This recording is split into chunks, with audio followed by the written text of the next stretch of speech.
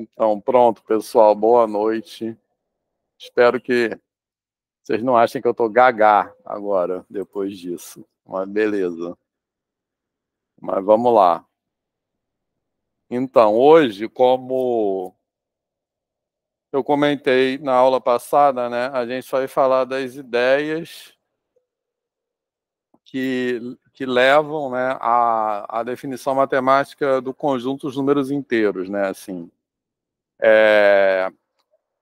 Na verdade, a gente vai falar hoje um pouco de números negativos, né, assim, de um pouco muito rápido de como os números negativos passaram a ser aceitos como números na matemática,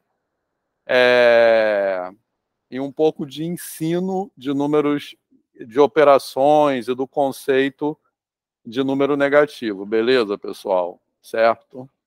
Tranquilo? E só ressaltando, como eu falei na aula passada, a gente está num momento de olhar a matemática de fora, tá? Quer dizer, na verdade, de olhar o formalismo matemático de fora. Tá? Então, vocês têm que ficar ligados para não se perder, que eu estou alternando duas ordens, né? Nos momentos em que a gente está olhando de fora, eu estou falando a partir de uma ordem mais próxima da ordem histórica, beleza? Que então a gente falou, né, na aula passada sobre a ideia de razão, etc. E hoje a gente vai falar da ideia de número negativo, né? Historicamente a ordem foi essa, mais ou menos. Mas a ordem da estrutura, né, a ordem da organização matemática é diferente, né? A gente tem os números inteiros contidos no conjunto dos números racionais, né? Então, no momento que a gente estiver olhando de fora, a gente vai falar a partir de uma ordem que é mais próxima da ordem histórica.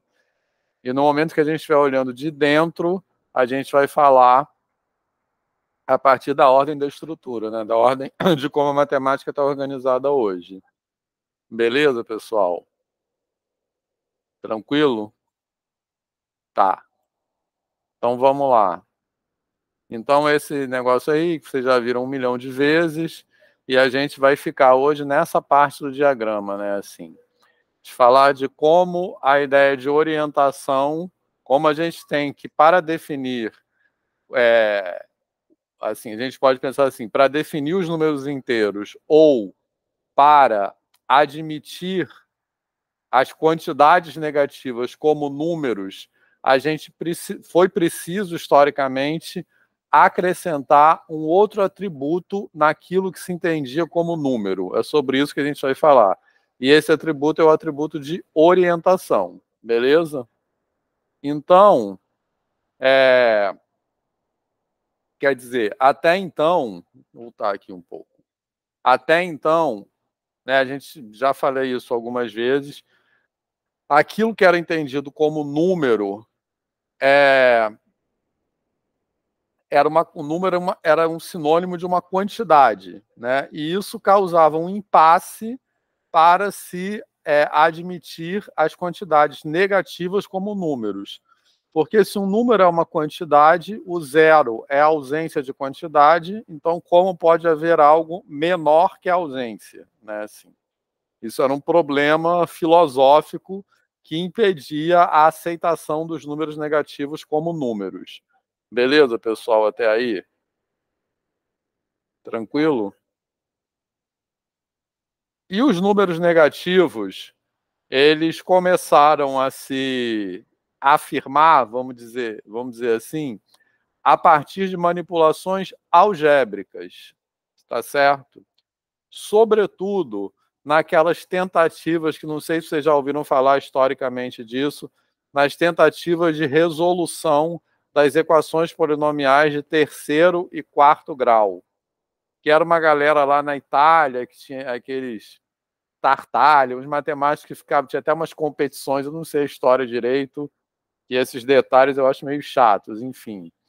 Mas tinha até umas competições para ver quem conseguiu uma fórmula para resolver as equações polinomiais de terceiro e quarto grau. Tá beleza, pessoal? Certo? Mas, eu falei, esses detalhes, como eu disse, eu acho chato, mas a questão que é relevante é a seguinte. É claro que os métodos para resolver equações de segundo grau já eram conhecidos há muito tempo, mas para resolver equações de grau maior ou igual a 3, analiticamente, é muito mais complicado, beleza? Do que a equação de segundo grau, que a gente resolve basicamente, quer dizer, basicamente não, a gente resolve por completamento de quadrados. Tranquilo? E aí, peraí. E aí, a questão importante aqui, que tem a ver com os números negativos, é a seguinte: quando nós estamos resolvendo uma equação de segundo grau, e aparece um número negativo e um número complexo, tá? Quando nós estamos resolvendo uma equação de segundo grau e aparece um número complexo, como é que o número complexo aparece na resolução de segundo grau? Ele aparece quando tem o delta negativo. E nesse caso, quando o delta é negativo, uma vez que o número complexo eu digo não real, né? Uma vez que um número complexo não real aparece, ele vai até o final e ele conduz a uma solução complexa. Beleza, pessoal? Tá certo isso? Ficou claro isso? Só que no caso das equações de terceiro e quarto grau, não sei se vocês já viram essas fórmulas para resolver a equação de terceiro e quarto grau. Alguém já viu aqui? Tá, beleza. São formas muito mais complicadas. Então, no caso das equações de terceiro e quarto grau, pode aparecer um número complexo no meio da resolução e esse número complexo conduzir a uma solução real. Tá legal? Então, o número, ele aparece e se cancela e ele conduz a uma solução real. Beleza? Certo. E os números negativos também, né? Assim, isso mesmo na equação de segundo grau. Ele pode aparecer ali um número negativo, a gente tem que manipular com ele, mas ele leva a uma solução real. Uma solução real positiva. Beleza, pessoal? Certo? Então, nesse contexto, os números negativos e os números complexos eram vistos como símbolos operatórios, como algo que com o que era necessário operar, era necessário manipular para se chegar a uma solução daquela equação. Mas as únicas soluções admitidas seriam as soluções reais positivas. Tá legal, pessoal? Fez sentido isso? Ou seja, quando a gente tinha uma equação polinomial ou qualquer tipo de coisa, mas sobretudo polinomial de segundo, terceiro ou quarto grau, e a solução dava um número negativo, se dizia que aquela equação não tinha solução. Beleza? Isso significa que os números negativos, assim como os números complexos, não eram admitidos como números naquele contexto. Beleza, pessoal? Porque eles não poderiam ser a solução de alguma coisa, tá? Então, eles só eram considerados como símbolos manipulatórios, cuja manipulação era necessária para se chegar ao único tipo de solução que era considerada legítima, que era um número real positivo. Tá de boa? Fez sentido isso? Tranquilo? Sim? Alguém tá... Alguma dúvida? Certo. Outra coisa importante, né, que nesse momento da matemática, que era antes desse movimento de formalização no século XVIII, etc., é, para também que um objeto matemático fosse aceito legitimamente, se entendia que era preciso haver uma representação geométrica para aquilo. Beleza? Certo? Então, no caso dos números negativos e os números complexos, um passo-chave para que esses objetos fossem aceitos, ganhassem, como até a gente fala no livro, cidadania matemática, né? Como se eles fossem legitimamente aceitos no mundo da matemática, era necessário haver uma representação geométrica para eles. E uma representação geométrica que representasse também a sua estrutura algébrica, né? Assim, por que isso? Por que a gente representa os números hoje, os números reais numa reta? Porque a representação na reta numérica, ela é útil não apenas para representar os conjuntos numéricos, mas também as suas estruturas. A ordem, a soma, o produto, tudo isso, a representação na reta também dialoga com essa estrutura. Beleza, pessoal? Certo? Tá, então, um passo importante nessa época para aceitar esses objetos como objetos matemáticos seria ter uma representação geométrica que desse conta de como se opera com eles, né, digamos assim. Tranquilo? Certo? Beleza? E quem ofereceu uma possibilidade de representação geométrica que deu conta disso foi o Argand, né, que ele fez essa proposta aqui, e ele dá essa representação, e ele introduz a ideia de número negativo. Vocês vão ver que tem muito a ver com a ideia de orientação, como nós entendemos hoje, e ele apresentou nessa representação geométrica a ideia de número complexo e número negativo a partir de uma ideia de proporção, beleza? Tá, mas proporção não é proporção. O que eu estou escrevendo aí embaixo, né? Assim, é uma ideia de estar para. 1 está para x, assim como x está para -1. Só que esse estar para tem a interpretação disso é um movimento no plano, beleza? Tranquilo? Então, nesse círculo aí, isso é um desenho original do Argand, que dá origem, né, àquilo que hoje nós chamamos de plano de Argand-Gauss, tá? Que é o plano complexo, beleza? Né? Então, esse é um desenho, assim, é uma imitação, né, do desenho original do Argand. Essas letras aí eu não sei o que quer dizer não, tá, gente? Não sei por que ele escolheu essas letras, K, A, enfim. Mas nesse desenho aí, esse K que está no meio é como se fosse a origem, beleza? O A é bem próximo de como nós representamos hoje. O eixo horizontal ao eixo real, o eixo real, e o eixo vertical, o eixo imaginário, tá? Só que não tinha esses nomes. Mas o que ele pretende representar com isso é essa ideia que ele chama de proporção, que é essa aqui, ó. Que é uma ideia de proporção como se fosse assim, posições relativas, beleza? Tranquilo? Então, olhando ali no desenho de cima, vê se faz sentido isso.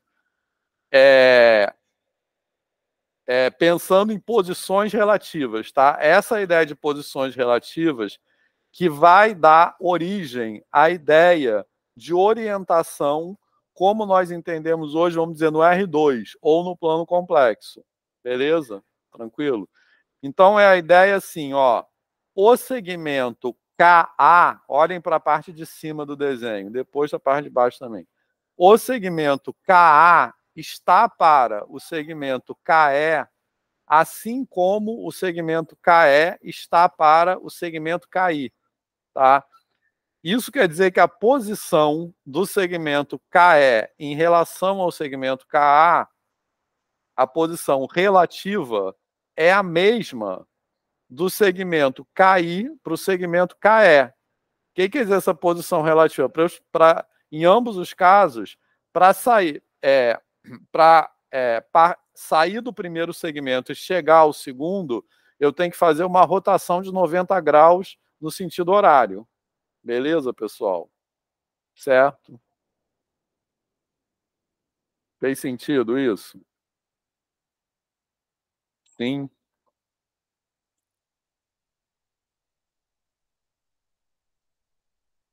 Embaixo também, né? A mesma coisa, tá? Então, esse X que está aí seria o I, tá? Nesse negócio aí embaixo. Beleza? Tranquilo? Tá? Então, esse I, com essa ideia de proporção associada a essa representação geométrica, que tem a ver com que vem da ideia de posição relativa, beleza?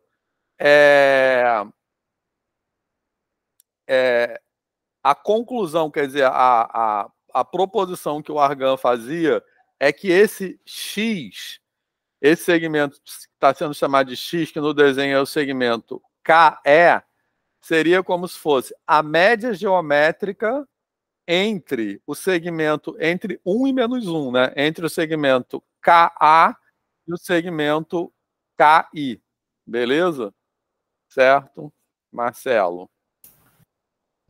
Vitor, boa noite aí, pessoal. Eu estou tentando entender essa ideia de proporção. Eu até eu consegui entender essa rotação, né? A ideia da rotação de 90 graus. É como se essa parte de cima fosse o I e a parte de baixo fosse o menos I, é isso? Isso, é isso. Certo, tá. Que dá a solução para aquela proporção ali, entendi. Exato. Tá, entendi, beleza. Uhum. Então, essa é a ideia de estar para com essa interpretação geométrica de posição relativa. Beleza, Marcelo? Fez sentido? Sei sim. Mais alguém, pessoal? Tá de boa isso?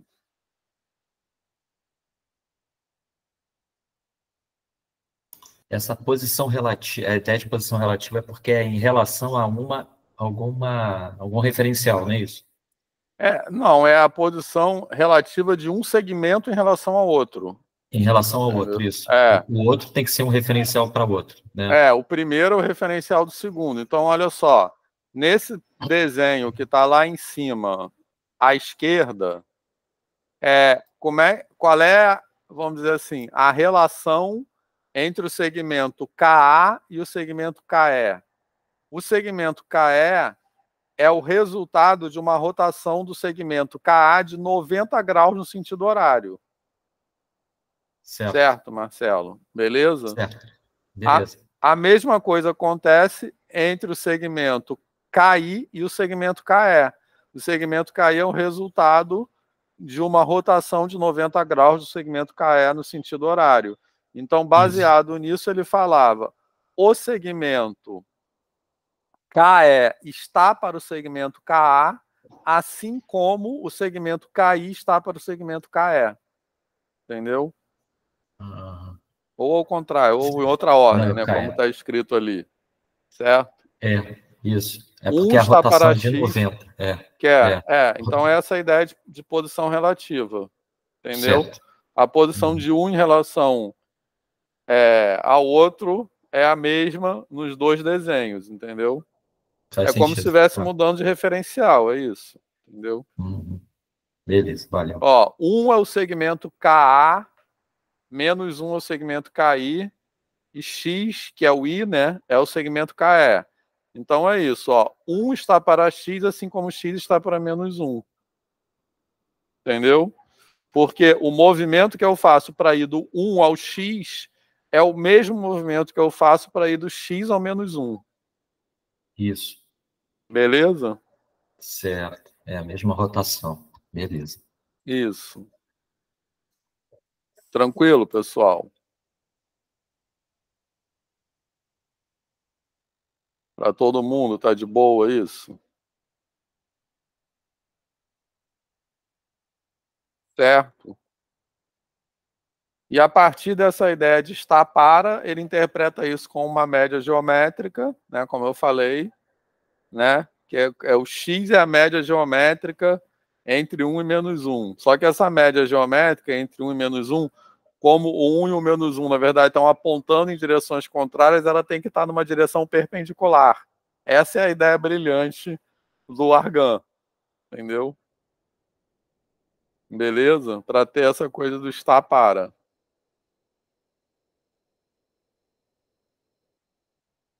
João. Professor, pelo fato dele estar falando isso como uma média geométrica, então nessa época ele já tinha a ideia da construção do multiplicar pelo i como uma rotação, né? Sim, Aí não sei responder direito. Não, eu acho que isso surgiu a partir do trabalho dele, entendeu? Entendi. Mas eu não tenho certeza absoluta do que eu estou falando. Porque essas coisas, essas ideias, é aquilo. Elas meio que já circulavam na época, entendeu? Eu diria que mais provavelmente, porque é isso, né? Assim, eu estou falando, isso aí é uma ideia do Argand, certo? Mas a gente sempre tem essa forma de falar de história da matemática, né? Essa forma convencional de falar de história da matemática, como se a ideia fosse de uma pessoa só, entendeu? No caso, eu diria que muito provavelmente eram ideias que meio que circulavam na época e o Argand pegou e sintetizou de uma forma consistente, digamos assim, essas ideias. Entendeu, João? Entendi. Eu diria que provavelmente foi isso que aconteceu. Certo? E aí o Argand ficou com essa autoria. Beleza, pessoal? João, fez sentido isso? Beleza, fez sim. Tá.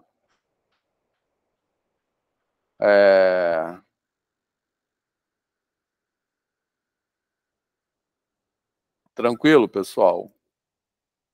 Posso continuar? Bom, então, resumindo, dessa parte histórica, né, basicamente é isso. Agora eu quero falar um pouco de ensino.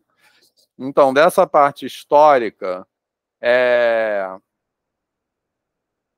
duas coisas importantes, né? Assim, resumindo, para que eu falei. Uma é essa passagem dos números negativos. Uma coisa que eu acho que é assim, que é bem, que a gente não pensa muito, é que os números negativos historicamente só foram aceitos como números junto com os números complexos. Beleza? Certo? Assim, então isso é muito recente historicamente. Então, historicamente, já falando um pouco de ensino também, tá? Historicamente, foi muito mais difícil se aceitar os números negativos como números do que as frações, certo? Porque é isso. Para que se aceitasse os números negativos como números, foi necessária uma ressignificação epistemológica naquilo que se entendia como número.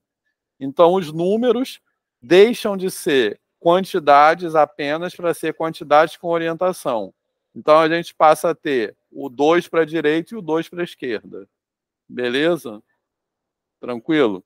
E dois aspectos históricos envolvidos nisso é essa passagem dos números complexos negativos como símbolos de símbolos manipulatórios para números, né? Legitimamente. E a outro aspecto é a necessidade que, para isso pudesse ser aceito, a necessidade de ter uma representação geométrica consistente com a parte algébrica, né? Com a maneira como se operava com eles. Tá de boa, pessoal, sobre isso? Alguma dúvida? Beleza? Certo. Agora, na escola, eu acho que não é necessariamente assim. Eu acho que na escola, vocês podem me corrigir, me discordar de mim, tá? Por favor. Na escola, eu acho que é muito mais fácil hoje se os alunos aceitarem os números negativos do que foi historicamente para esses matemáticos aí dessa época, tá? Porque hoje os números negativos eles já são objetos conhecidos. Na época era uma novidade absoluta, né? os números negativos nessa época não se encaixavam naquilo que se entendia como número. E hoje não, os números negativos já existem e os alunos já ouvem falar de números negativos. Beleza? Tanto não sei quem aqui dá aula no 6º, no 7º ano, alguém? Ou já deu? Que eu acho que é isso. Quando a gente começa a falar de números negativos na escola, eles já mal ou bem já ouviram falar. Nem que seja temperatura, que faça na televisão. João. Essa foi a minha experiência. Essa foi exatamente a minha experiência. Eu achei, Oi? quando eu fui dar aula de inteiros, né, para o 7º ano, Aham, eu imaginei que eles fossem inicialmente rejeitar essa ideia, né? aham. Mas foram os próprios alunos que eu propus um problema, né? Foram os próprios alunos que propuseram a ideia do número negativo como solução, assim, porque eles já têm É, essa. exatamente. Amanda, quer falar? Não, é essa ideia mesmo que eu estava falando. Parece que os alunos têm mais preconceito com a fração do que com o número É. negativo. Uhum. Porque ainda mais quando a gente tem que operar, tem que fazer MDC, MMC, meu Deus, como é que se faz isso? Então eles ficam muito mais assustados com a fração, né? Não sabe nem às vezes a diferença entre MMC, MDC, ou por que está fazendo isso, do que com o número negativo, por exemplo. Eu tenho até uma experiência também com um primo meu que eu dou aula para ele é do 4º ano. Então, às vezes, sei lá, tinha coisas do tipo, eu tenho 4 e tenho que tirar 5. Como assim? Eu tenho que tirar mais do que eu tenho. Ele nem aprendeu isso, mas ele também já tem essa ideia inconsciente de que vai dar um número negativo, como tem assim, tá faltando, né? Mas quando vê fração, fica todo assustado. É porque isso já circula mais na sociedade, né? Assim, e é isso que eu queria dizer mesmo. Assim, historicamente, os números foi mais difícil os números negativos do que as frações, mas na escola não necessariamente é assim. O problema que tem aí, que é sobre isso que eu quero falar, dos números negativos, é que quando a gente vai dar as operações, aí dá aquela decoreba que os alunos fazem uma mistureba, né? Assim, menos com menos é mais. Então, quero falar um pouco disso. Certo, pessoal? Danilo, peraí. A parte inicial costuma ser mais tranquila para eles, possivelmente na reta. Então, isso que eu acabei de falar. As operações, exatamente isso, Danilo. A gente falou junto, na verdade. Certo? Então, aí as operações, porque as operações são dadas de uma maneira completamente decoreba, né? Assim, as operações são dadas aquelas regrinhas, né? Assim,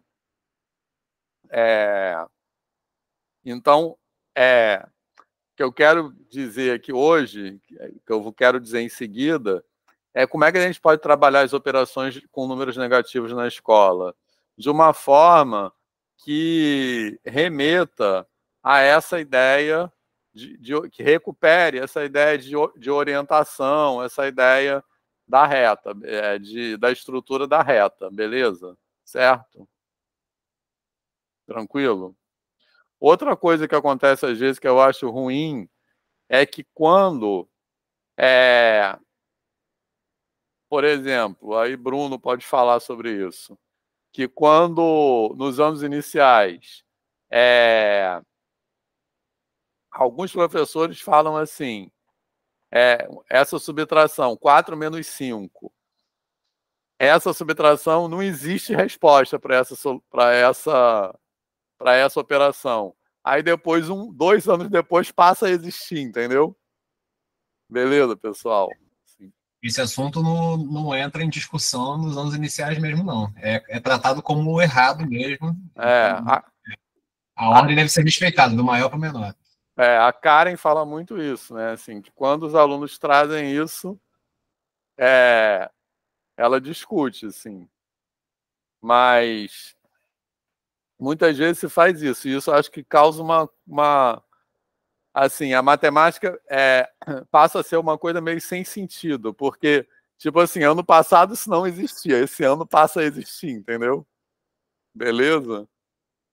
Eu acho que os alunos trazem as coisas às vezes e a gente tem que legitimar isso que os alunos trazem, né? Assim, para a soma algébrica no 7º ano, tem uma abordagem palitos de cores diferentes, inspirado no processo chinês. Isso eu não sei. Quer dizer, não sei se é um processo chinês. O problema é quando o material vira muleta. Esse negócio do material virar muleta tem até o que o pessoal chama de metáfora do andaime, né? Que é exatamente isso. Que quando você planeja o uso de um material concreto, de algum recurso assim, você tem que planejar como você vai introduzir, como você vai retirar, né? Assim, porque senão justamente isso. A ideia de metáfora do andaime, né, que o pessoal fala, é que para construir uma casa você tem que usar um andaime, mas você tem que usar o andaime de tal forma que se o andaime sair, a casa não caia, né? Assim, essa é a ideia. João quer falar? João e Amanda. Não, eu só coloquei uma experiência que eu tive no chat, que a minha professora de quinto ano, e ela perguntou, nem lembro qual foi o contexto, só lembro da resposta dela, que foi uma coisa que me marcou muito. Foi o quê? E ela perguntou se tinha algum número menor que zero, né? E eu lá, tudo feliz, confiante, falei, sim, os números negativos, -1, -2. E ela falou que eu estava errado. Assim. Isso. E aí foi uma experiência que me marcou, porque eu fiquei tipo, poxa, mas eu vi no Telecurso 2000 que tem número negativo. E você tava todo bobo lá falando, né? Assim. Todo felizinho, achando que eu estava arrasando. Me ferrei. Então, justamente é disso que eu tô falando, né? Assim, os alunos trazem a coisa, assim, é muito frustrante para os alunos você bloquear aquilo, né? Assim, a gente pode, o professor, eu acho que pode falar, tem isso, a gente vai, vocês vão aprender isso mais para frente, mas assim, esse tipo de resposta é muito anti-educativa, né? Assim, eu acho. Amanda e Daniela, falem aí. Não, o que eu tava falando, né, que quando eu aprendi também essas regrinhas, né, de regra de sinal, eu tinha muita dificuldade, minha mãe falava coisas do amigo, do meu inimigo, meu inimigo, e eu ficava indignada que não fazia sentido, e ela ficava mais indignada ainda que, como assim não tá fazendo sentido na sua cabeça? Foi horrível, assim. Pois é, eu acho horrível, né, também, esse negócio de amigo do inimigo, né, já falei isso várias vezes aqui, assim. Primeiro que não é, né, assim, isso implicaria que a gente vai ter que ficar amigo do Pablo Marçal, não, né? Exatamente, eu dava exemplos para ela, falava, não, mas não é porque é amigo do meu inimigo que é meu inimigo também. Ela, não, Amanda, é só uma história. Eu falei, mas você tem que... Mas que história é essa? Isso, então eu quero falar um pouco disso hoje, justamente, como é que a gente trabalha de forma mais honesta, né, com as interpretações das regras para as operações, de uma forma que não seja essas gambiarras. Daniela, quer falar? Sim, então, eu coloquei lá, né, no chat exatamente o que você falou. Eu dou aula para o quarto ano e outro dia um aluno fez uma expressão e aí dava um número negativo. Aí ele falou, ué, tem um número estranho aqui, professora. Esse existe? Aí eu expliquei para a turma, eu falei assim, gente, existe número negativo, mas a gente não vai estudar isso agora, vocês vão estudar isso no fundo 2. E aí que custa, né, falar isso? Porque aí eu não estou criando para eles esse... que não tem, daqui a pouco tem. Eu tenho trabalhado muito com isso. Não, gente, existe, mas vocês vão ver isso mais pra frente. Às vezes eles querem descobrir lá na hora, mas falam, nossa, não vai confundir a cabeça de vocês. Isso. Eu não sabia que você dava aula no Fundamental 1, não. Eu comecei a dar esse ano, está sendo uma experiência nova para mim. Legal. Mas é de matemática só, mesmo. Mas porque você tem normal, não? Não, porque a minha escola resolveu colocar professor especialista a partir do sei quarto qual ano.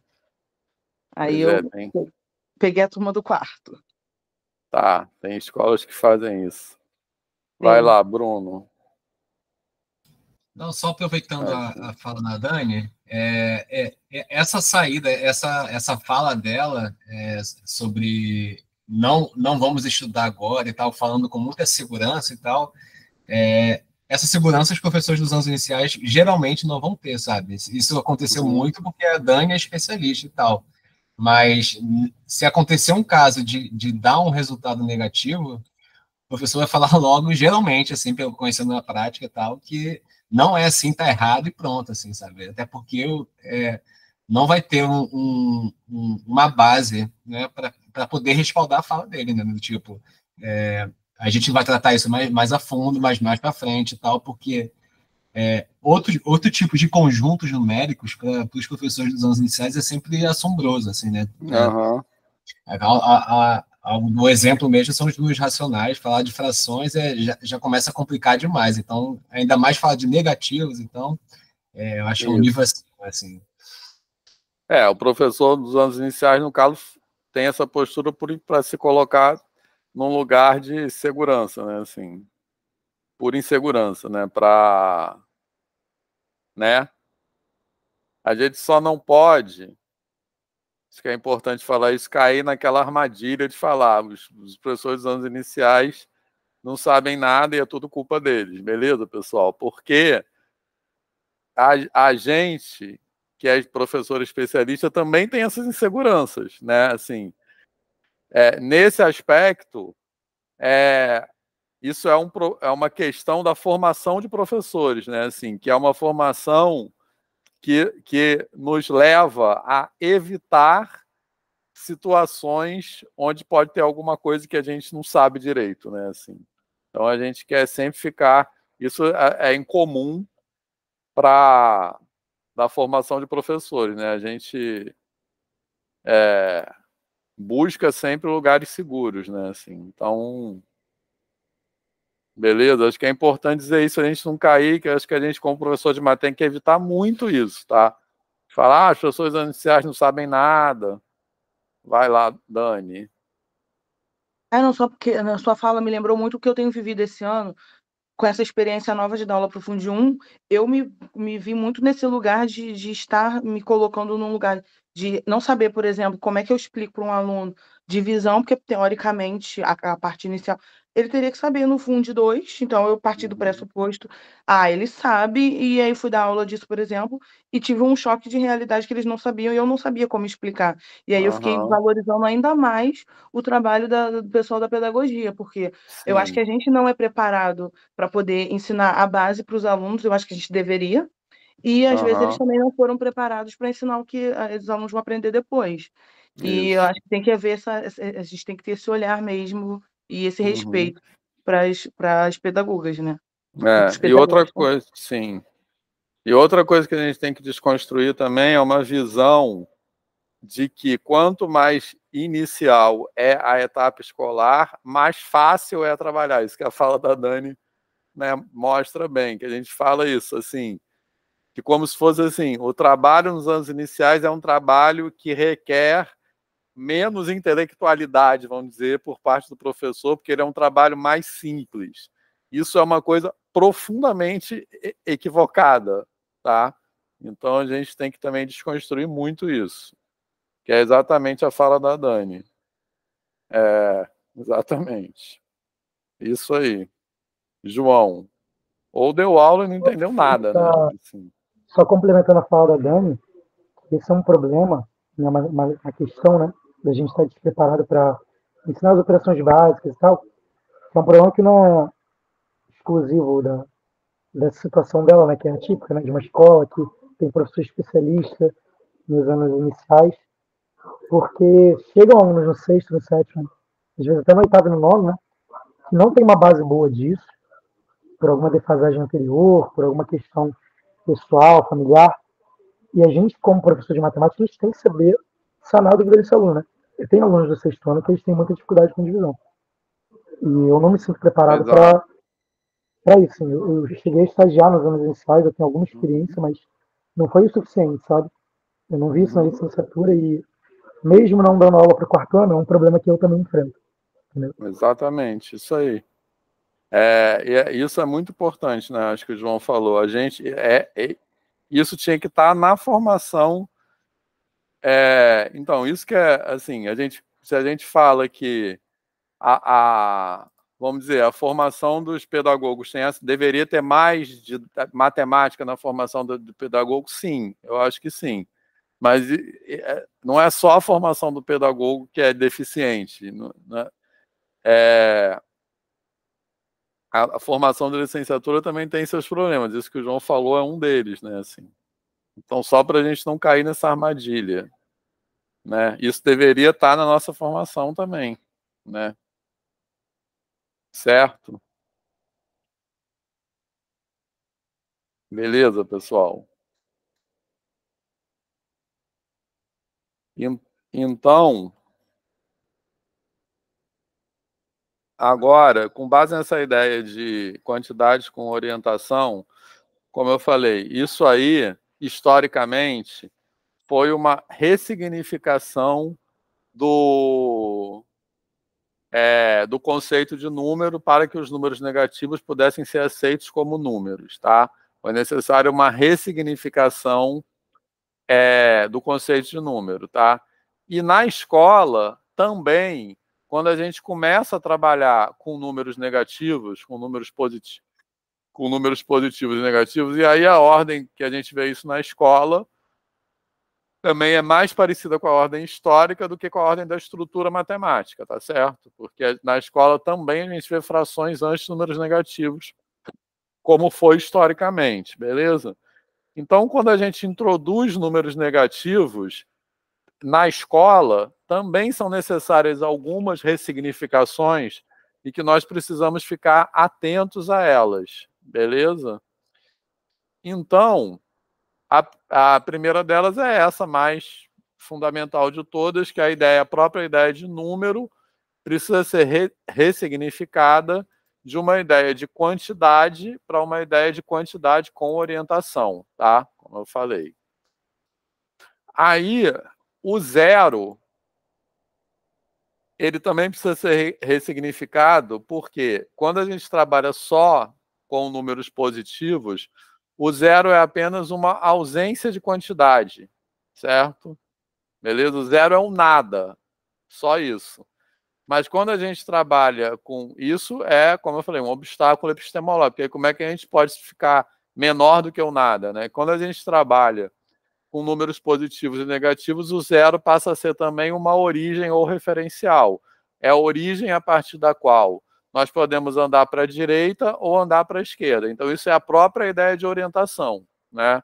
E agora os números são munidos desse novo atributo, que é o sentido com o qual se anda. Beleza? Tranquilo? Né? Quando a gente fala de essa ideia de orientação, né? Quando a gente fala de orientação na reta, é isso, né? É o sentido, né? A gente chama às vezes de eixo, né? Eixo é uma reta orientada.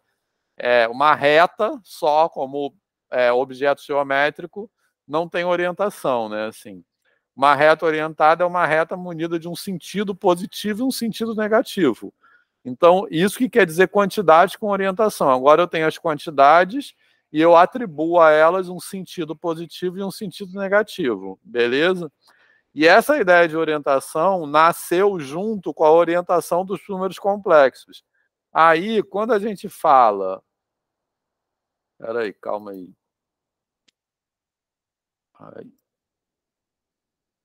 Quando a gente fala de orientação no plano, né, no R2, por exemplo, o que é a orientação no R2?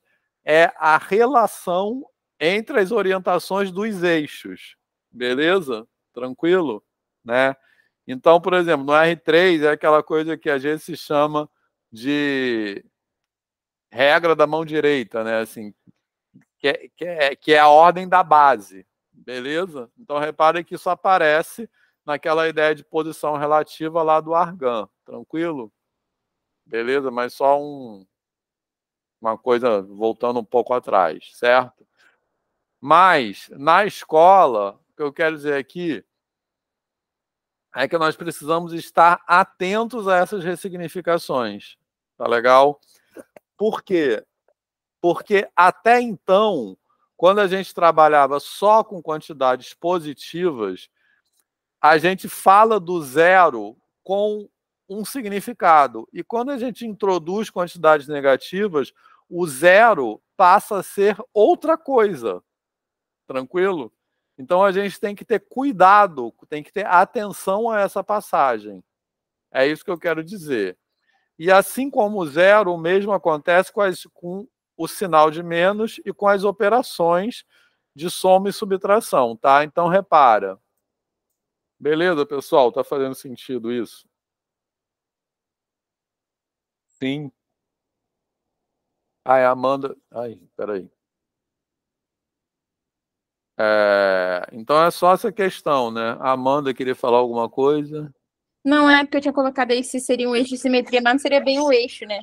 Um ponto. É um ponto de simetria. Exatamente, mas a ideia de simetria é importante, tá? Porque eu quero falar em seguida. Exatamente. Essa ideia de origem ou referencial tem a ver justamente com a ideia de simetria, beleza? Mas eu já vou chegar, ó, já apareceu aí, simetria. Essa ideia de simetria é muito importante para isso aí. Certo? Então, essa outra ressignificação que está aparecendo aí do sinal de menos também é muito importante, tá?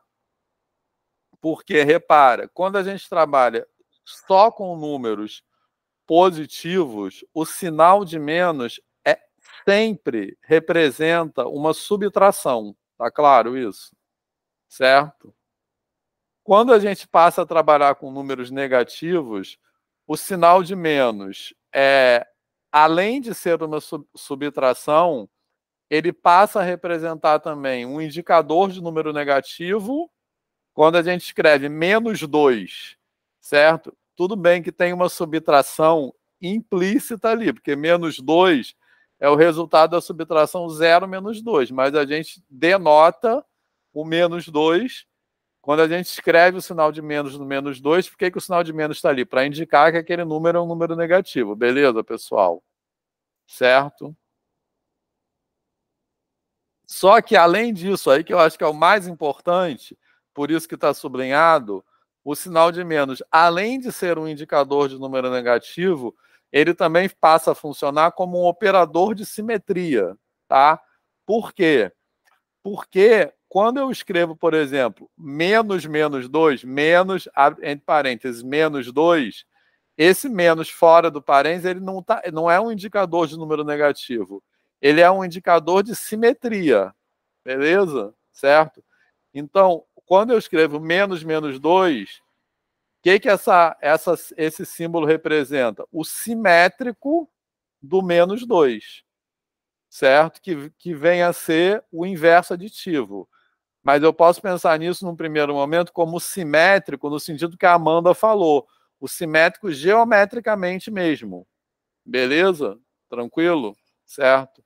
Que é pegar o zero como um centro de simetria, né? Que a gente fala, quando é um ponto, né? A gente fala um centro de simetria. E o que é tomar o simétrico do número? Tomar o simétrico do número é virar para o outro lado, né? Digamos assim, certo? Então, por que o simétrico de 2 é -2? Porque eu pego 2 e faço assim, beleza? E por que o simétrico de -2 é o 2? Porque eu pego -2 e vou virar para o outro lado, beleza? E daqui a pouco isso vai ser consistente, essa ideia, né, de simétrico vai ser consistente também com a ideia de soma e subtração como movimentos na reta, que basicamente é uma ideia, como eu falei um pouco na aula passada, é uma ideia de soma vetorial, certo? Beleza? Então já eu vou voltar para isso. Tranquilo, pessoal? Fez sentido? Sim, todo mundo está ligado? Então, essa coisa de simetria é muito importante porque ela vai dar sentido às operações, tanto para a soma como para a subtração, como eu vou falar em seguida. Tranquilo? Certo? E também para as coisas que vêm depois, né? Porque essa interpretação do sinal de menos como operador de simetria, eu acho que ela é muito negligenciada, tá? Tanto que a gente recebe alunos até em cálculo 1, mas no ensino médio isso acontece muito, assim, que é o aluno que tem, assim, vê se vocês já se depararam com isso. O aluno que, quando escreve -x, ele não aceita que -x pode ser igual a 3. -x, ele acha que sempre tem que ser um número negativo. Alguém já viu isso? Quem dá aula no ensino médio? Marcelo.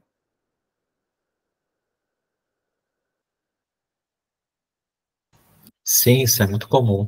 né? É, Quando ele vê o menos, quando ele vê o menos x, ele acha que o x é negativo. Isso, exatamente. Ele acha que o menos está ali no papel de Aham, dizer que o x sim. é negativo. Sim. Então, justamente, uma coisa é número negativo e outra coisa é o operador de simetria. Beleza, pessoal? Isso é muito comum em cálculo 1 também, tá?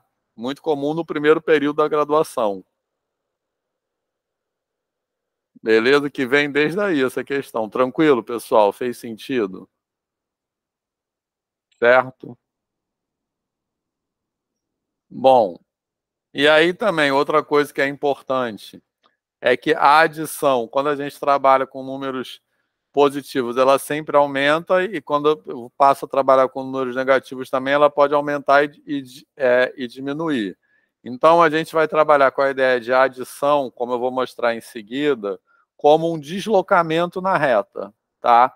Essa ideia de adição como deslocamento da reta vem da ideia de orientação, que é deslocar para a direita, deslocar para a esquerda. Então, somar com um número negativo, com um número positivo, é se deslocar para a direita. Somar com um número negativo é se deslocar para a esquerda. Tá beleza, pessoal? Certo? Tá, mas essa ideia de que a soma é uma operação que sempre aumenta também é algo que requer atenção. E, finalmente, aí eu vou falar agora um pouco mais de adição e subtração, tá?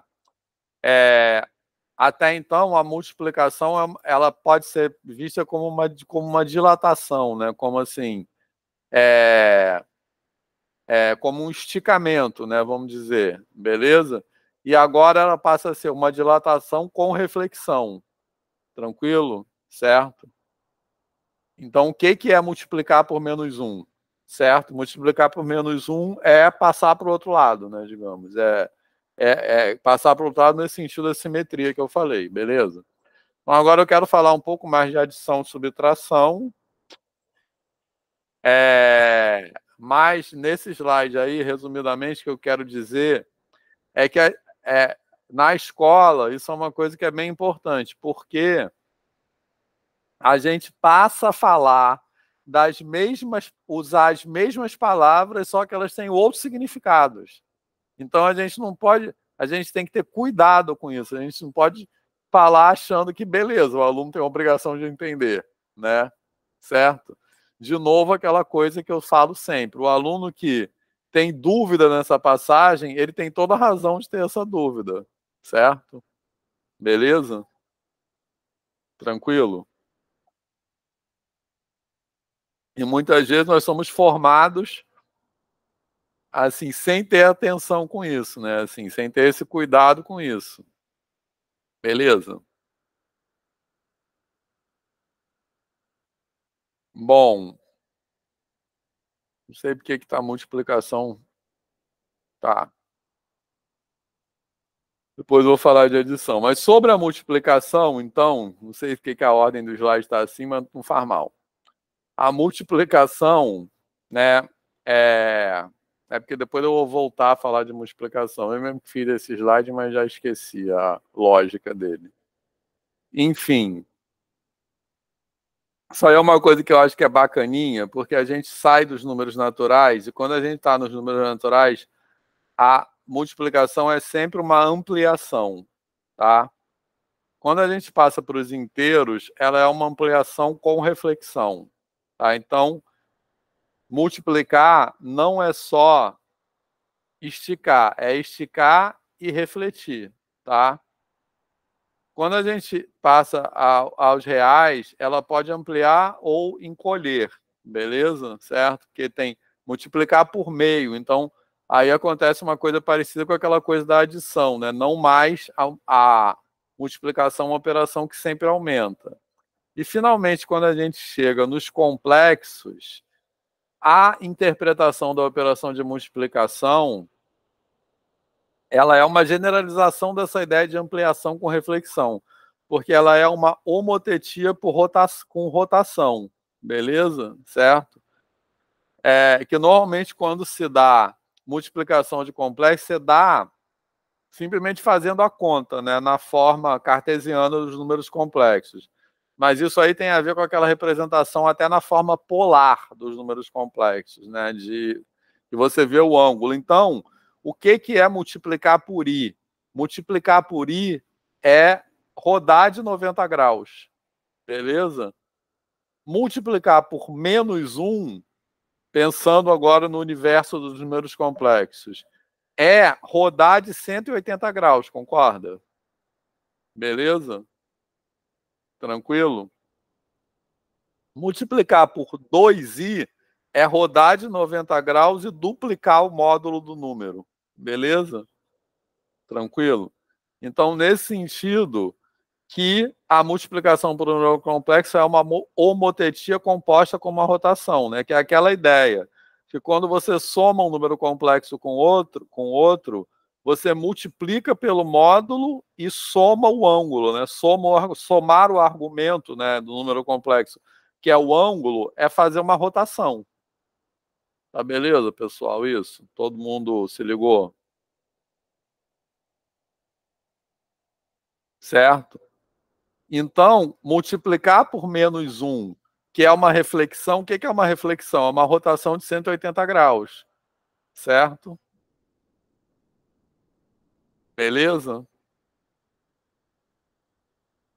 Tá tranquilo isso? Beleza. Certo? Eu acho bem legal isso aí também.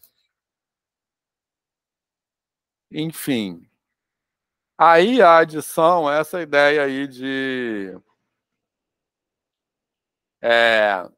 deslocamento para a direita e para a esquerda, tá? Então, o que porque normalmente quando se fala de adição, né, é aquela regrinha, ai, nem sei direito. Quando é sinais diferentes, você subtrai e considera o sinal do maior módulo, não tem isso? Uma coisa assim, que se ensina. Ensina umas regrinhas assim. Então, o que eu estou querendo dizer, o que é 6 menos 2? É você andar 6 unidades para a direita e 2 unidades para a esquerda. O que é menos 1 menos... O que é? Não, menos 4 menos 5, né? 4 unidades para a esquerda, 5 unidades para a esquerda, beleza? Tranquilo? E agora a gente tem, como eu falei, isso é consistente com a ideia de menos o número alsimétrico dele. Tranquilo? Porque quando eu somo o número com o seu simétrico, eu vou parar no zero. Porque eu vou andar, tipo, 2 unidades para a direita, 2 unidades para a esquerda. Então, eu sempre vou parar no zero. Beleza? Tranquilo? Então, eu acho essa, não sei se alguém aqui já trabalhou assim, mas eu acho que essa é uma ideia, assim, honesta, porque essa coisa de amigo do amigo que a Amanda falou é uma maneira meio é bem gambiarra, né, de trabalhar. É uma macetinho para você decorar, certo? Isso aí é uma maneira que tem a ver com a ideia mesmo do número, né? Assim, que tem a ver com a ideia que fundamenta o conceito de número negativo, que é essa ideia de orientação. Beleza? Tranquilo, pessoal? Alguém já trabalhou assim? E aí tem também os materiais que o Danilo falou, né? Que você pega. Lá no meu livro tem um exemplo disso também, que você pega, tipo assim, umas fichas azuis, fichas vermelhas, né? E aí uma azul anula uma vermelha, né? Digamos assim, ainda é essa, certo? Beleza? Alguma dúvida?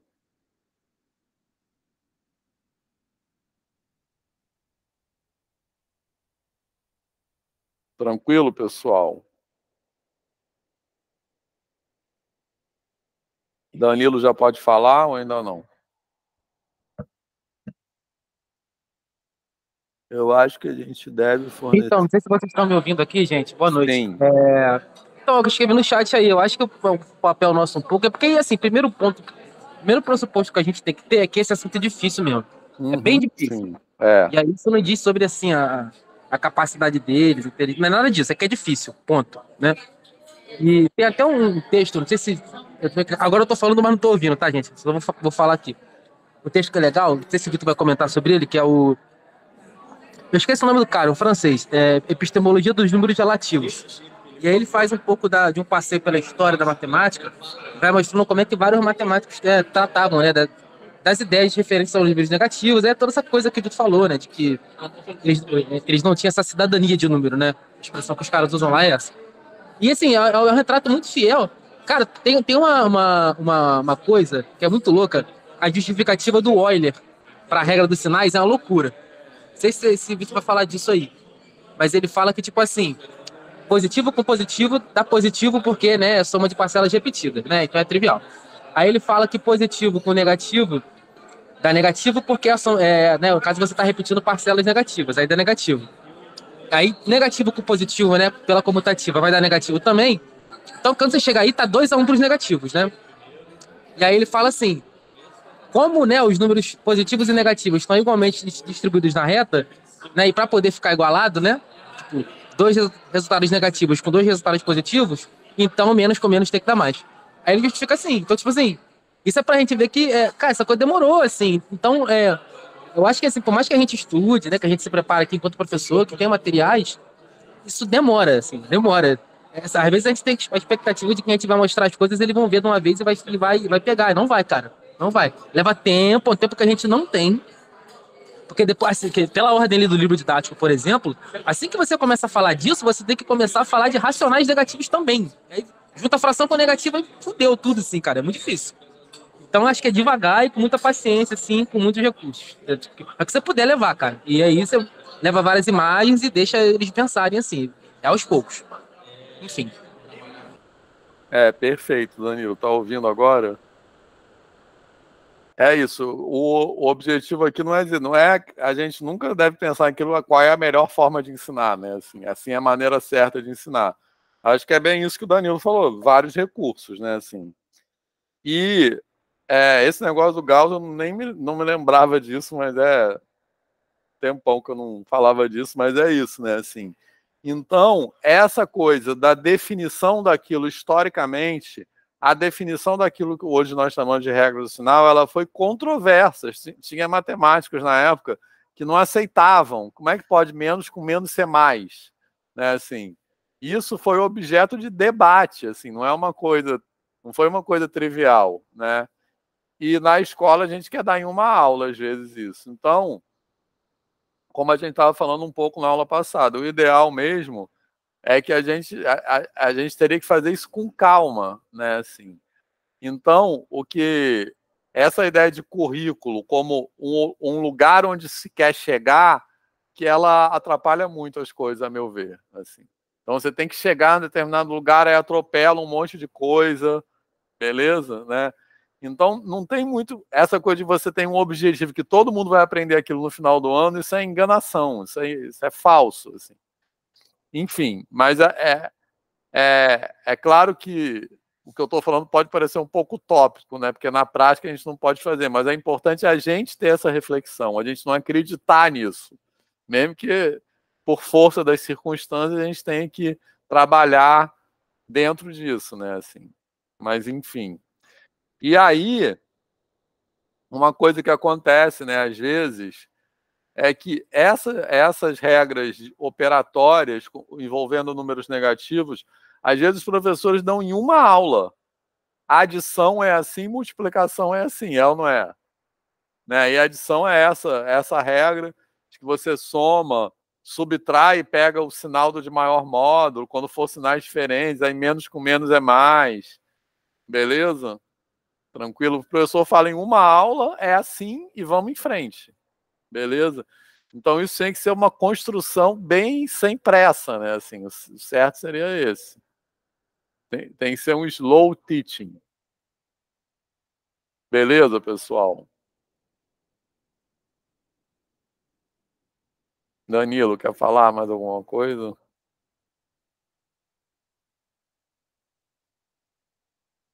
Tem sentido isso?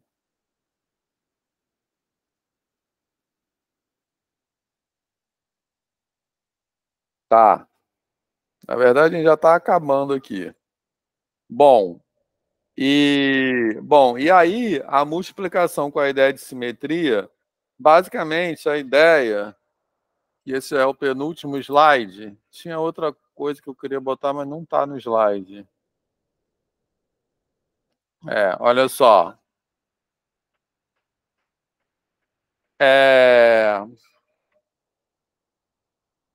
Que a ideia, assim, de... Deixa eu voltar aqui. Calma.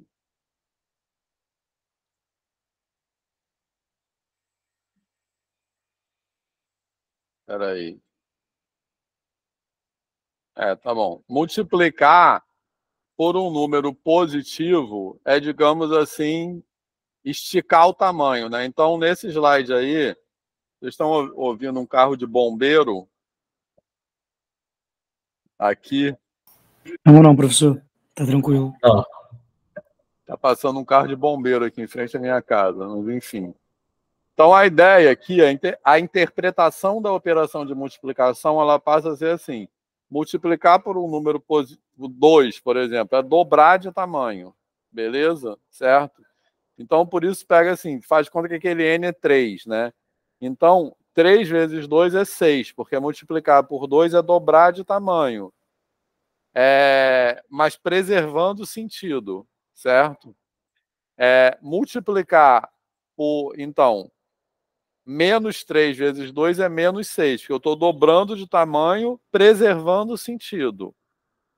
Multiplicar por um número negativo é dobrar de tamanho, invertendo o sentido, né? Então é isso aí, certo? Quando eu multiplico, por que 3 vezes menos 2, o que eu vou fazer? Vou pegar o 3, dobrar de tamanho e refletir. Então, vai ser 3 dobrar de tamanho 6, refletir menos 6. A mesma coisa acontece com menos 3. Então, eu vou pegar o menos 3, dobrar de tamanho menos 6 e refletir 6. Beleza? Certo? Tranquilo? Isso é muito mais honesto do que o amigo do amigo. Beleza? Certo, pessoal? Então, o que é menos 3 vezes menos 2? Eu pego menos 3, dobro de tamanho menos 6 e reflito 6. Beleza? Tá? Então, essa interpretação da operação de multiplicação, multiplicar por um número negativo é esticar, preservando o sentido, multiplicar por um número positivo, né? Por um número negativo é esticar, invertendo o sentido. Beleza? Tranquilo? Aí, outro recurso, se a gente tivesse no quadro negro, seria bom escrever, mas vê se vocês já ouviram, sabem do que eu estou falando. Outro recurso para trabalhar com a multiplicação de número negativo é fazer uma tabuada de multiplicação. Vocês já viram isso? Sabem do que eu estou falando? Ou não? Não. Tá. Vou tentar escrever aqui no chat, tá? É fazer uma tabuada. Se estivesse no quadro, seria bem melhor, mas tentem acompanhar aqui, tá? É fazer uma tabuada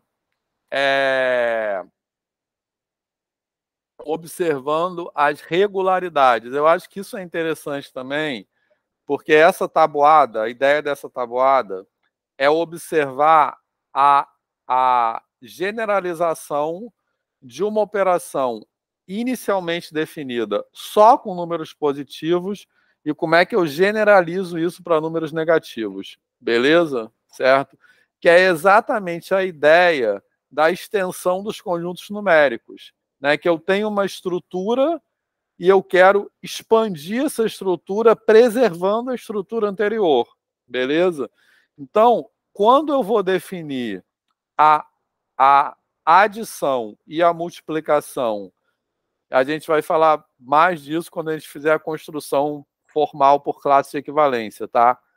Mas quando eu vou definir a adição e a multiplicação nos números inteiros, eu não quero definir de uma maneira qualquer. Eu quero definir de tal forma que ela coincida com a adição, elas coincidam com a adição e a multiplicação já definida dos números naturais, beleza? Certo? Tranquilo, pessoal? Tá? Então, eu quero pegar e estender essas operações, tá? Então, eu quero pegar a estrutura que eu já tenho nos números naturais e estender. Eu não quero definir os números inteiros de uma maneira que não bata com a adição e a multiplicação dos números naturais. Tranquilo, pessoal? Essa é a ideia da inclusão sucessiva dos conjuntos numéricos que a gente tem na matemática contemporânea. Cada novo conjunto numérico é uma extensão do anterior, tá? E justamente é aquela diferença matemática grega que a gente falou na aula passada. Na matemática grega, as razões não eram vistas como uma extensão dos números naturais, né? E na matemática contemporânea, sim. Beleza? Então, essa ideia de tabuada, que eu vou escrever no chat agora, ela trabalha com essa ideia de estender a multiplicação já definida dos naturais para os inteiros. Beleza? Tá? Então, vou fazer aqui, vou escrever aqui uma tabuada de 3, por exemplo. Espera aí.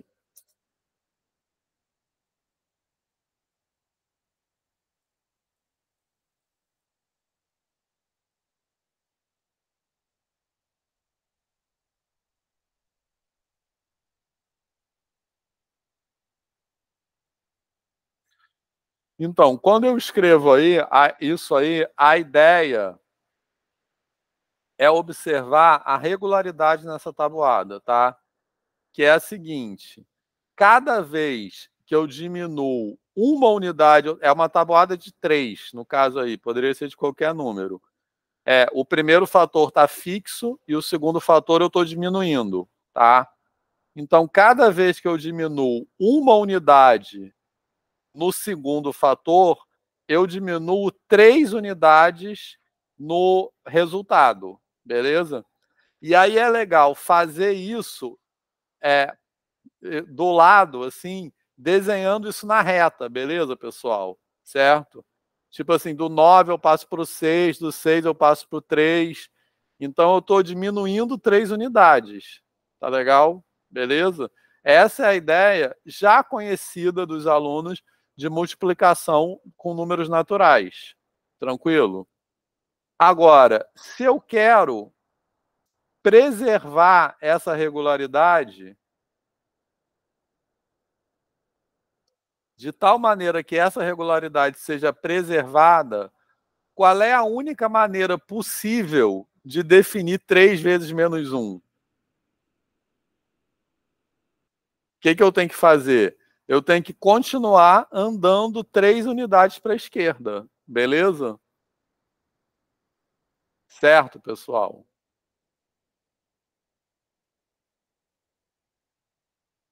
Tranquilo? Tá? Então, isso, como eu falei, essa ideia que está aí no slide e essa que está escrita no chat, são 2 recursos diferentes para falar dessa ideia de multiplicação. E é bem como o Danilo falou, né? A ideia é que a gente pensar em vários recursos que não sejam gambiarras, que não sejam macetinhos para decorar as coisas, que sejam recursos honestos intelectualmente, digamos. Beleza? Tranquilo, pessoal? Fez sentido isso? Tá legal? Então, isso aí eu acho legal por isso, porque primeiro, calma que eu já vou chegar na multiplicação de 2 negativos, tá? Primeiro, porque isso tem aquela ideia de extensão, né? Assim, tranquilo? Depois, porque mostra uma coisa também, que essa definição não é arbitrária, entendeu? Não é assim, é definido menos com menos é mais porque alguém resolveu que ia ser assim, entendeu? porque é a única maneira das coisas darem certo, considerando que eu estou estendendo uma operação que já era definida anteriormente no conjunto menor. Beleza? Então, a gente define assim porque a gente precisa que as coisas fechem. Tá? Bom, e aí eu poderia continuar de menos 3 vezes menos 2 e assim por diante. Tá? Então, o que eu estou observando é que, ao estender essa operação dos números positivos para os números negativos, eu quero preservar uma regularidade. Beleza, pessoal? Fez sentido? Certo? Tá. Bom, aí uma vez feito isso, com essa ideia, tá? E aí, de novo, só destacando, eu acho muito importante trabalhar com isso em paralelo com a representação na reta, tá?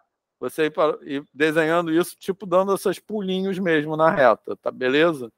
Isso deveria estar nesse slide aí, que eu não sei por que não está. É porque no meu livro tem esse negócio. E agora, eu chego com isso, né, na multiplicação entre positivo e negativo, beleza? Entre um positivo e um negativo. Agora que eu sei multiplicar, né, um positivo e um negativo, eu quero multiplicar 2 negativos. E aí, o que eu vou fazer? Eu vou olhar para uma tabuada de menos 3, que é essa que eu escrevi aí no chat agora, beleza? Certo? Então, menos 3 vezes 3, menos 9, e assim por diante. Então, qual é a regularidade que eu observo aí? Cada vez, de novo, eu estou com o primeiro fator está fixo e o segundo fator está diminuindo uma unidade, tá? Então, agora, cada vez que eu diminuo de uma unidade o segundo fator, o que acontece com o resultado? O resultado aumenta uma unidade. Beleza? Tranquilo? Porque agora, como eu estou multiplicando por um número negativo, eu estou trabalhando no outro sentido da reta. Beleza? E agora, para trabalhar essa regularidade, aí sim que é muito importante a gente fazer isso junto com o desenho, estão ligados? Certo? Porque não é simples para o aluno perceber que quando eu passo de menos 9 para menos 6, eu estou aumentando 3 unidades. Tranquilo? Certo? Porque eu estou andando da esquerda para a direita. Então, menos 9 está mais à esquerda que o menos 6. Beleza? Certo? Isso não é trivial, um pouco como o Danilo falou. Tá? Certo, pessoal? E aí, baseado nisso,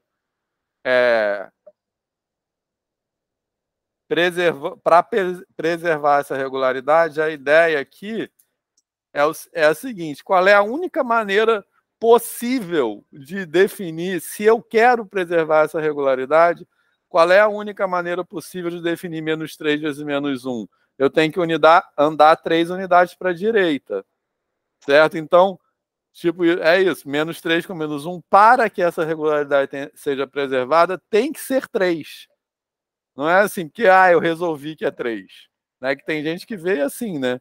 Matemática é um conjunto de gente louca que decidiu umas coisas assim arbitrárias. Beleza, pessoal? Certo? Fez sentido isso?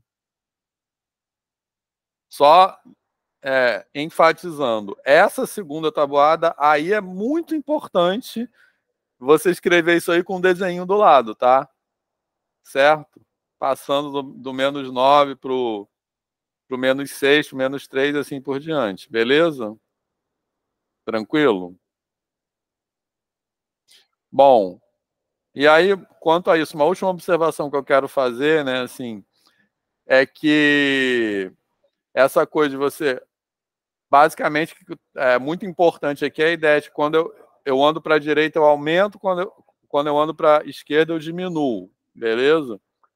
E aí, como isso é uma coisa que não é trivial, né, para os alunos no Fundamental 2, eu acho ruim quando tem, às vezes, uns livros que representam a setinha da reta numérica.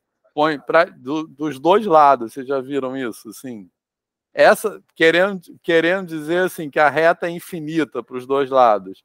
Mas essa setinha, ela tem o papel de representar a orientação. Ela está ali para dizer o sentido positivo é esse. Entendeu? Beleza? Então, essa coisa do aluno entender que -6 é menor que -3, isso já é difícil. Beleza? Certo? E qual é a ideia? Por que -6 é menor que -3? Porque ele está mais à esquerda do que o outro. Então, para isso é crucial a gente enfatizar bem o sentido da reta. Então, se você bota uma setinha dupla, eu acho que confunde mais ainda. Beleza? Certo, pessoal? Vocês já viram esses desenhos assim, né? Que põe duas setinhas. Enfim, Danilo quer falar agora. Ele disse que queria falar daqui a pouco. Não, foi só isso mesmo. Essa coisa que você falou da setinha agora foi um detalhe muito importante assim, que eu demorei para entender, né, de colocar só para a direita, porque assim, é o sentido de crescimento, né? Isso. Da coisa. Isso é mais uma coisa que ajuda eles a se apoiarem, assim, a entenderem. Mas assim, tem um outro argumento parecido com o que você falou aí, mas eu acho que no fundo é a mesma coisa. Né, essa coisa de você tratar da multiplicação de dois negativos por um argumento de propriedade da multiplicação, né? Que é mais ou menos assim, você tem uma multiplicação do tipo, sei lá, -5 vezes, aí, né, aí dentro do parênteses você tem algo como, tipo, mais 7 menos 3. E aí você resolve isso, primeiro operando dentro dos parênteses e multiplicando fora, né? E aí tem um resultado. E aí depois você faz a mesma coisa, só que usando a distributiva, né? E aí chega lá na frente, enfim, lá na frente vai... Para o resultado seu mesmo, os negativos que você tá multiplicando tem que ser negativo. Então essa é uma outra abordagem, assim, tipo assim, dois números negativos dão positivo porque tem que dar. É um pouco isso, assim, não pode... É desse jeito porque não pode ser diferente. É algo nessa linha. Que também não é fácil não, mas é uma estratégia. Isso, então, isso é outro recurso, né? E às vezes a gente tem que usar todos esses recursos ou mais de um recurso numa mesma aula, né? Assim. Beleza?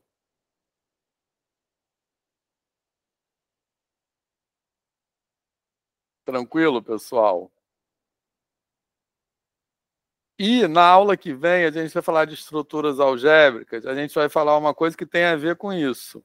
A gente vai demonstrar que em qualquer anel vale a regra dos sinais. Beleza? Aí na aula que vem eu vou falar mais sobre isso, tá? Então essa coisa de menos com menos é mais, é isso. É assim porque tem que ser assim. Não é uma questão de escolha. É uma questão de consistência matemática, né?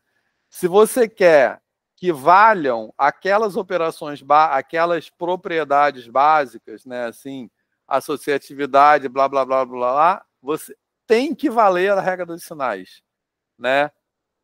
Não é possível ter uma multiplicação definida num anel. O que é um anel? Uma estrutura algébrica onde valem 6 propriedades básicas, né? Que é a comutatividade, associatividade, inverso aditivo, etc. Distributividade. Então, não é possível ter um anel com as operações de soma e produto definidas consistentemente, respeitando essas propriedades, sem que valha a regra dos sinais. Beleza? Tranquilo, pessoal?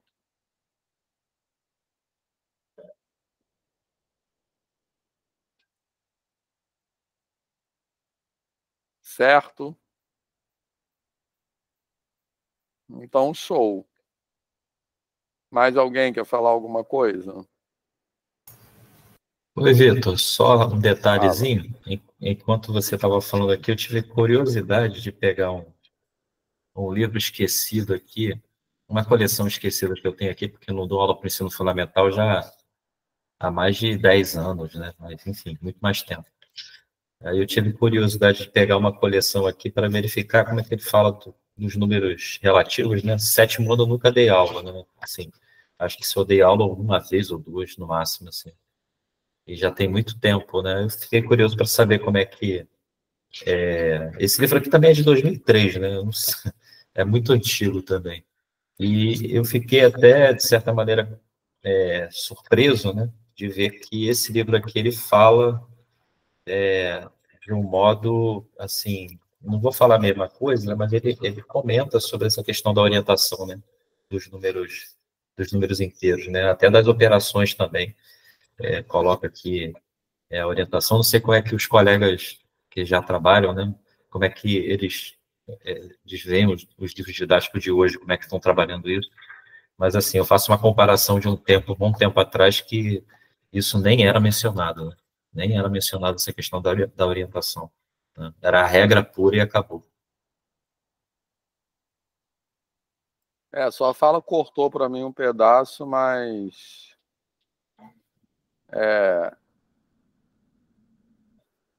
eu acho que eu entendi, assim. Depois, se você puder, tira uma foto e manda lá.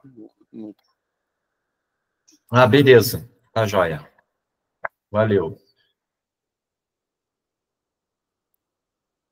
Certo. Então, isso que a Daniela está perguntando, terça que vem tem aula, tá? Porque na UFRJ a gente pode criticar isso, mas na UFRJ, Dia dos Professores não tá no calendário. Eles não consideram nunca feriado. A UFRJ faz feriado no Dia do Funcionário Público e aí eles falam assim, por conta disso não faz feriado no Dia do Professor. Então tem aula.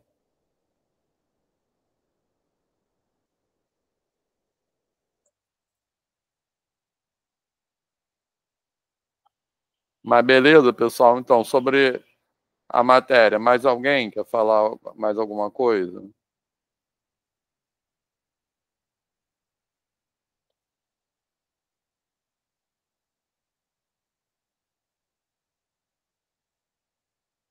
Tranquilo? E a gente tem aula segunda também, né? Segunda, 7 horas. Também aqui. E aí eu não vou fazer besteira, tá?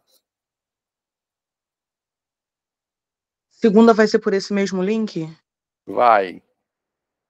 Esse foi o link que eu mandei lá. Esse link que a gente está foi o link que eu mandei lá no Google Class, não foi? Isso. Então, vai ser esse mesmo link.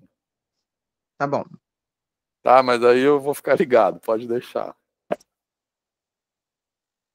Gente, eu tava aqui, cadê o pessoal que não chegou ainda? E não me liguei que tinha passado meia hora já. Mas, enfim, tudo certo. Deu tempo tranquilo para falar tudo que a gente tem que falar hoje. Tá? Então, valeu, pessoal. Bom fim de semana. E até segunda. Espero que tenham curtido. Valeu, Vitor. Um abraço, pessoal.